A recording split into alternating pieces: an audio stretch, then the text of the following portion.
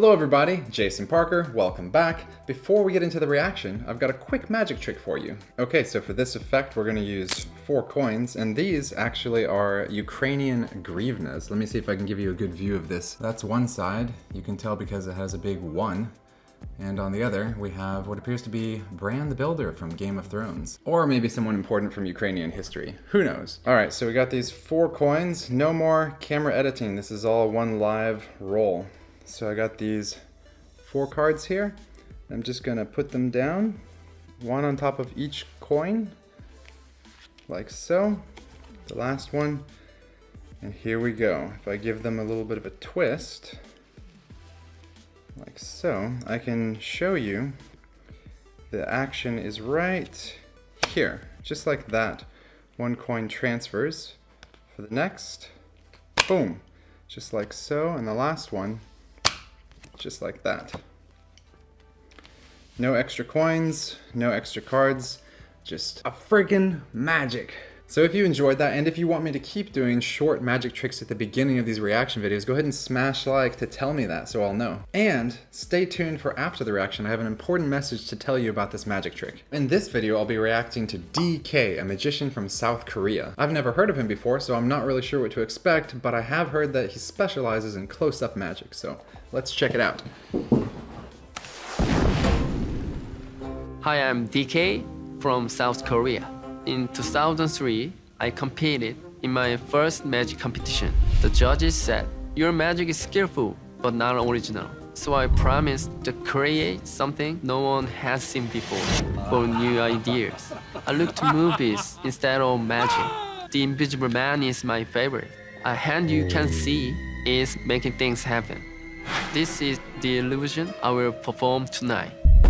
Teller is one of my biggest heroes. The way he plays with shadow intrigues me. I hope to inspire Teller the way he has inspired me. I want him to say, "Now that is what I call originality."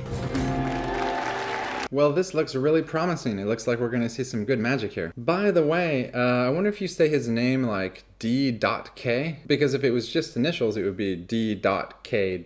Right? Or maybe it's just designed to catch your attention and make you remember him, because it certainly has me focusing on his name. So that's a great strategy, but it's probably just DK, I'm guessing. Anyways, let's check out DK's magic.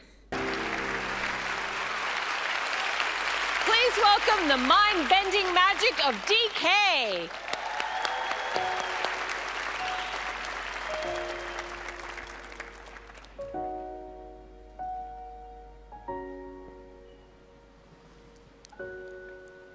Got some leftover cocaine from last night's party.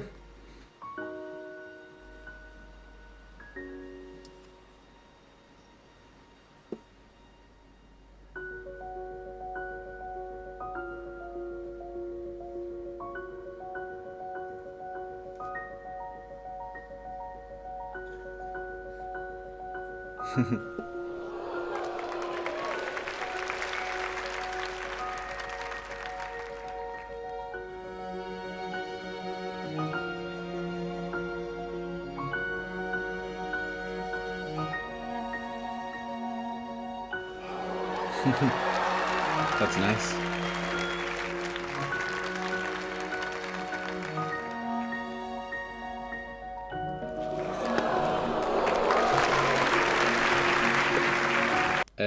Why are people applauding for that? I mean, granted, it is very nice so far, but I just don't know why they applauded when you never saw the inside of that cup before. Like, the ball was probably just sitting there the whole time, and then it's like, hey, there's a ball in the cup, and everyone's like, anyways, it's a small point, it doesn't really matter, just something that I noticed. It's really interesting so far, let's keep going.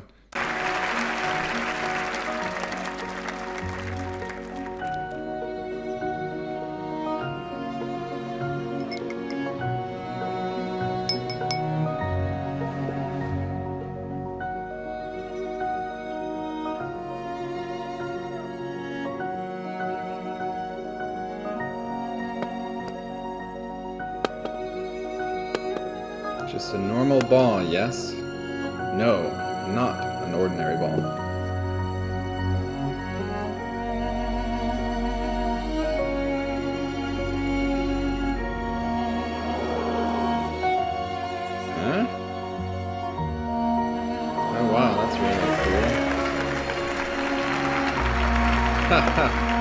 Very nice. That was a really smooth transition as he pulled it up from behind the scene. Because at first I was thinking, is this some pre-recorded projection? Is that like a computer screen? But no, it looks like it really is semi-transparent, and that's his live shadow, as opposed to his dead shadow. I feel like that might be a good scary movie plot.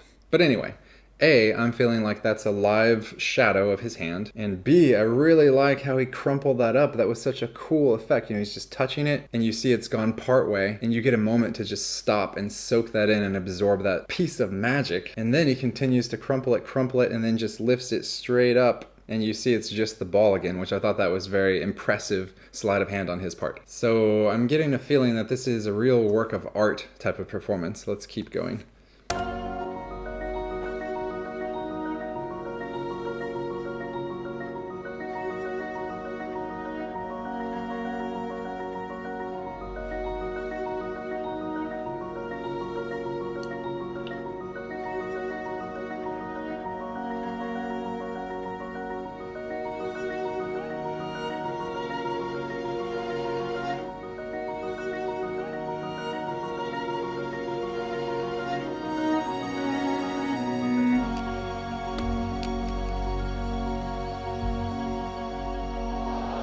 What?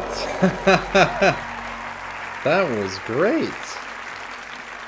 I did not see how he did that, did you? I mean, obviously he's a magician, but like it was just so beautifully executed. I didn't see any flash. It was just perfect. Wow.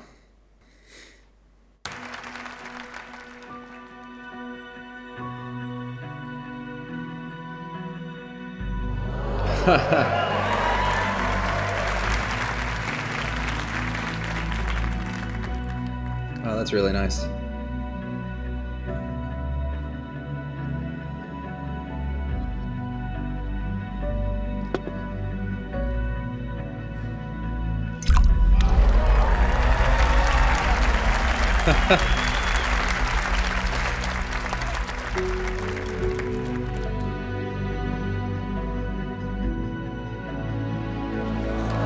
So nice. It really does keep this illusion that the balls becoming visible and invisible. It's rather seamless.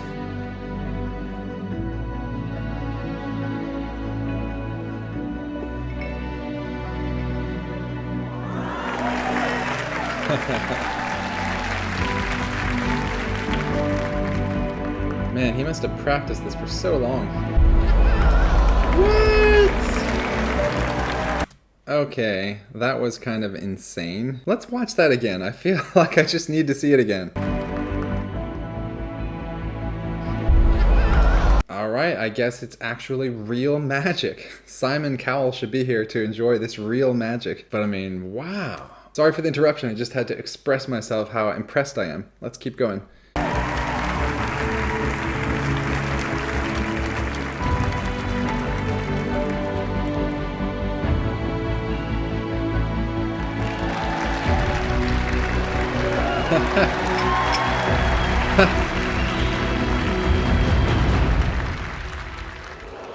No way. That is just beautiful.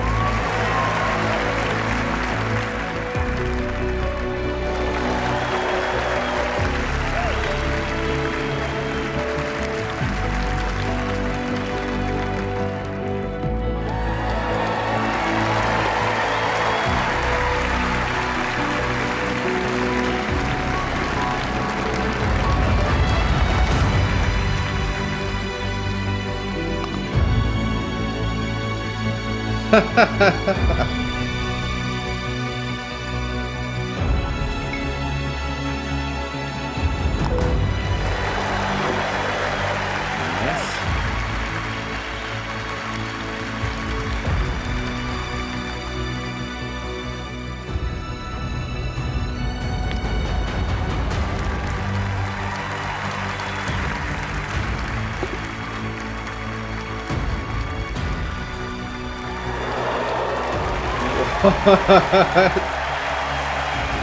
No.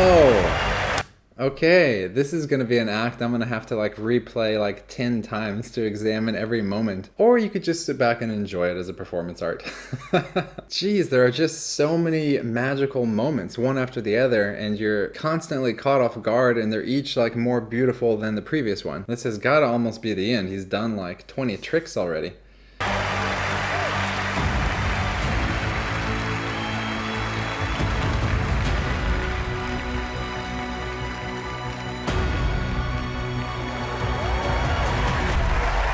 That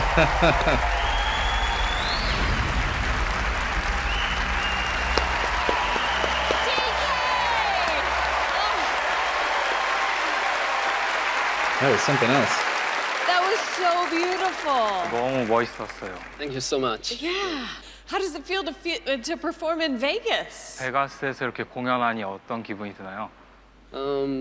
Well, it's such an honor to me for having this amazing night with Penn and Teller, and all of you guys here in Vegas. I don't know what to say, but I feels like I'm dreaming. Yeah. That's lovely. All right, Penn and Teller have had enough time to think it over, so let's see if you fooled them.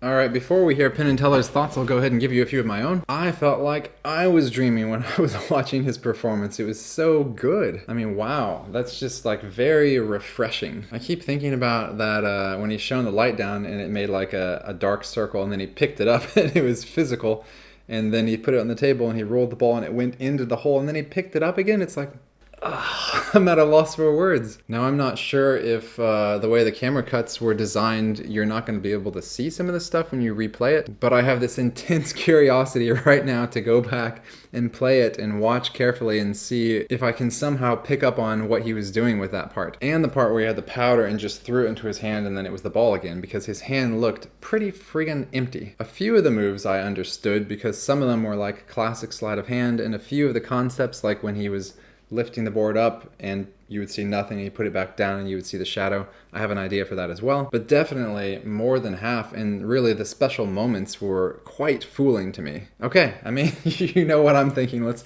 go ahead and hear what Penn and Teller think about it. DK, what a great routine. Just loved it. Really loved it. And you know, with that kind of high concept, beautiful thing, you're almost guaranteed for Teller to like it. That's the kind of thing Teller loves. Teller's the kind of child who walked around his room with a flashlight and objects and looking at them. I'm not that kind of child. That's the kind of stuff that you were doing, kind of stuff that categorically I don't like. I love this. And you're able to do something that thoughtful, that perfectly laid out, and still not have it feel pretentious. And that is a huge magic trick in itself. It's not precious, it's just beautiful. And that line is hard to draw. Good point. The routine used mechanical stuff, it used science, it used raw sleight of hand, it used this genius move of having the screen being necessary to cause the magic and also necessary to accomplish the magic. We've seen a lot of beautiful acts on this show, and this is my favorite because of your humility and your raw skill. Having said all that, it's very difficult to speak in code, although in this case maybe speaking English really fast would work, but because there were so many different beats. But I'd like to sum it up to say it was beautiful. I don't think it fooled us, and I don't care. It's gorgeous. So do you believe that they know how you did your trick? That they figured it out? 펜앤텔러가 속지 않았다는 것을 믿습니까? 뭐 저는 그게 상관없이 그 No, they don't know. 제 공연을 보여주고 싶었다고. No matter They have no idea. if Penn and Teller actually got it or not, my intention wasn't to really fool you guys, but to perform my own. You did it beautifully. You did it beautifully. Oh, thank you so much, DK!